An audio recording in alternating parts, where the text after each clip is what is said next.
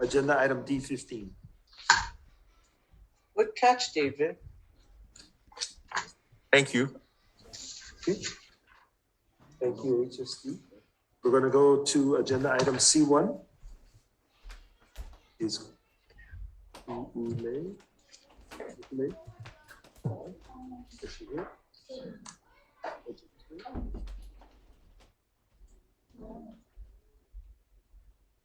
That's next on the agenda. All right. Hold on one second. We're going to do agenda item C1. Adoptions of recommendations of the investigative committee on King's Landing.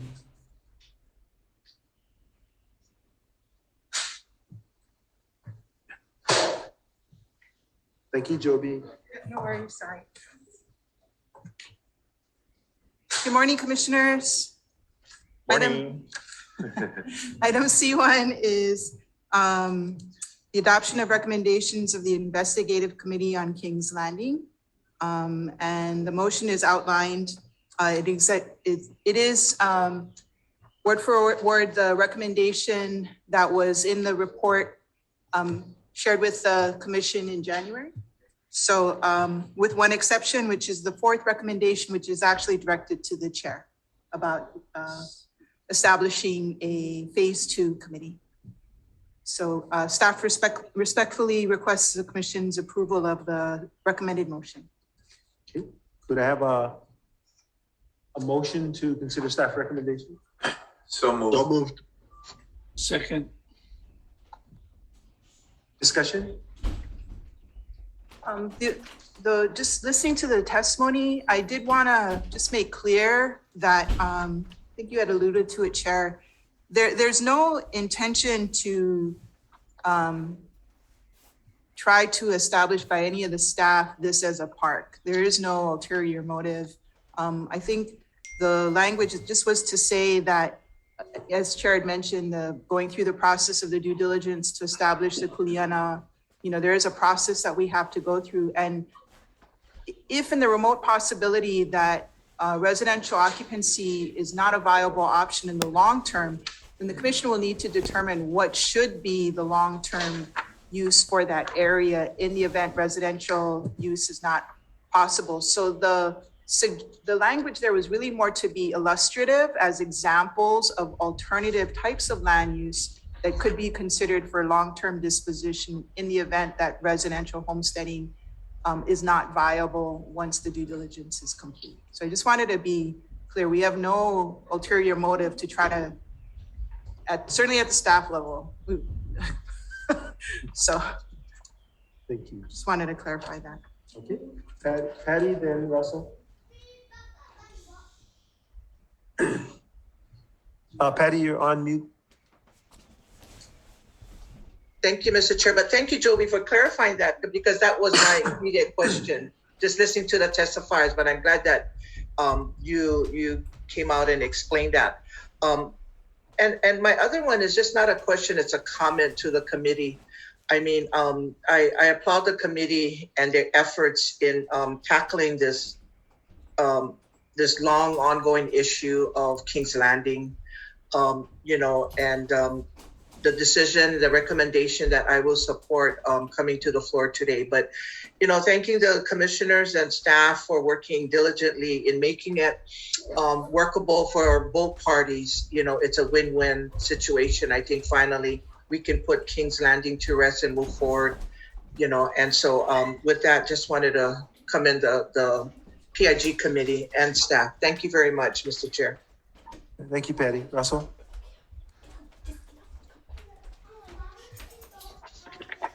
So Joby, I have the C1 submittal up on my screen, but can you point me to the specific language about this park thing that you were talking about and that was testified upon? Page 2. So it's on page 2,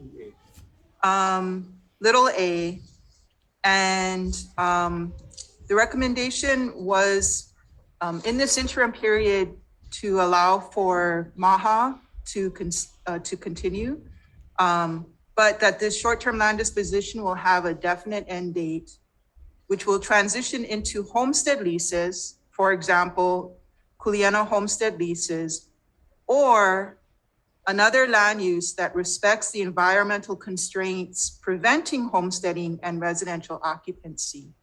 So it was intended to be, if after the due diligence, residential occupancy is not viable and therefore homesteading, because every homesteading, including Kuleana, does allow for the possibility of residential occupancy, then the commission will need to determine what should be an alternative long-term land use for that location.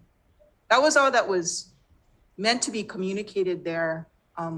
What that is, that's just, we were trying to, I think in crafting this, to be as transparent as possible as to the complexity of the land use issues that are associated with this area, which, so that was what was, meant to convey in the remote possibility that residential occupancy is just not a viable, option. Granted, people are residing there now, but it is a different discussion when you have a state agency that is allowing occupancy through a long-term land use disposition like a lease. So what would be rising sea level? That's what we're talking about, environmental conditions? So for example, because we're looking at a time frame of 199 years potentially when you have a Kuleana homestead lease, we would have to consider, the due diligence, I think, in looking at the sea level rise issues, and that's not to say that it would say no homesteading. It just may have to be that in moving forward, making sure we consider the mitigation efforts that should be done. There are concerns about that may not necessarily be governed by us, but by Department of Health regarding appropriate wastewater, options if there is, allowed residential use occurring down there. If there are any other sensitive environmental issues that become apparent because of it being close to the shore, just as we do this due diligence, we want to make sure that those issues are addressed, and to the extent we can mitigate, we mitigate them. And it's just in the event that it cannot be completely mitigated, or the commission feels, that it doesn't make sense to allow residential use down there, then we would have to consider, okay, what then are we going to do? What are the options with regard to a long-term use? Again, it's just trying to be transparent in the process as we engage in this discussion. I think certainly, most of the community, as well as many of the commissioners, have suggested that Kuleana may be a good and viable long-term option for King's Landing. Okay. Does that answer your question, Russell? No, but I don't think I can.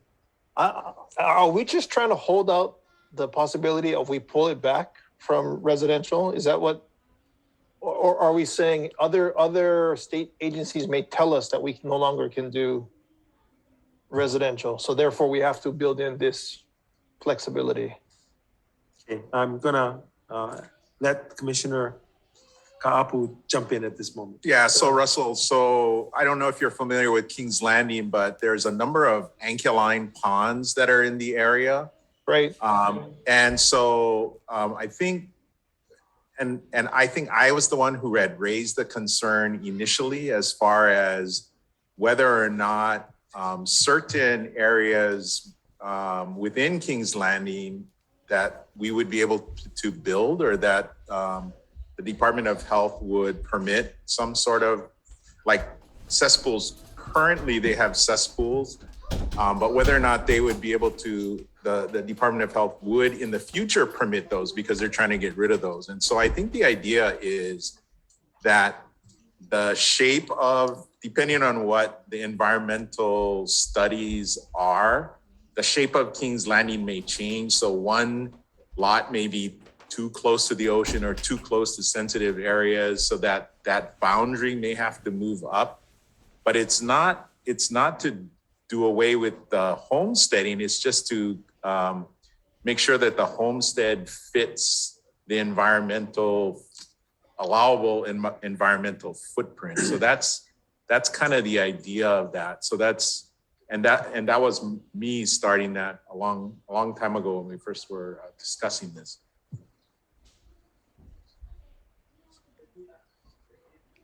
Follow-up questions, Russell? Well, but so I'm looking at 2A, and what David said makes sense to me, but he's talking about moving as environmental conditions warrant moving the location. But 2A talks about transitioning from homestead to other uses. So that to me.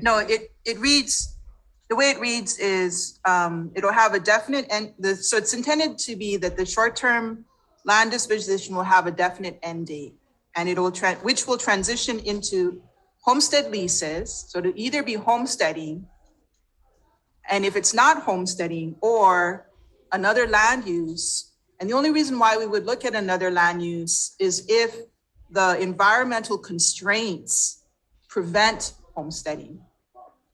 That's the way it was intended to be read. So we want a homestead, but we don't know for sure what all the environmental issues are.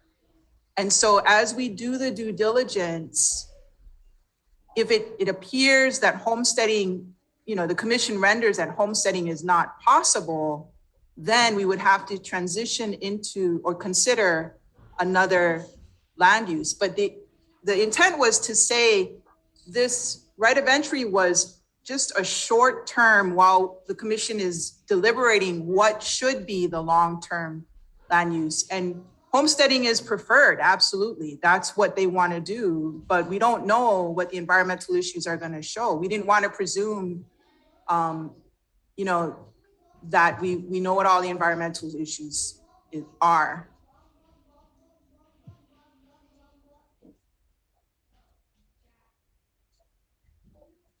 Okay. Okay, thank you, Russell. Dennis? Yeah, I thank you, Joby, for explaining, but I think the issue is when we talk about, it basically, the conversation is, it's going to depend on environmental constraints. Basically, that's where it's going. What can we allow to be built there, considering the wastewater system, sea level rise. But when you add the use beyond that, that's where they're concentrating. You're going to turn it into a park and you're going to kick us out. So I think if we just would have left that out, we would have said, look, we're not going to put you in a situation that's unsafe and unsanitary. That's really where we're at. And that's what we're trying to resolve at this point. And it reads to what Commissioner Cobb was saying, is that there's certain areas that we may have to say, look, we can possibly do Kuleana here. We're still going to have to do something with the wastewater system outside of that location in 2050. I don't think the health department's going to allow it. But there may be pockets of areas that we have to say, can't work here, may have to move. We may be able to do the whole Kuleana thing as long as it meets environmental, safety, and wastewater treatment. I think that's really what we're trying to say. I think by adding the park, the use beyond that is just stirring up some anxiety. So that's my only comment. Thank you. Okay, Randy? Yeah, so, just to add a few things, I kept raising my hand and taking it down every time I thought my question was being answered. But but I guess I would like to try to summarize what is occurring in this proposal. So I do want to focus on what Joby is saying about being transparent. And by that, we are presenting upfront all of the possible challenges that we may encounter as a result of engaging in due diligence. And I think that's fair. And I think it's ground truthing in a way that sometimes we don't always do that. We like to protect, we like to avoid being truthful to the extent that we are being in this document.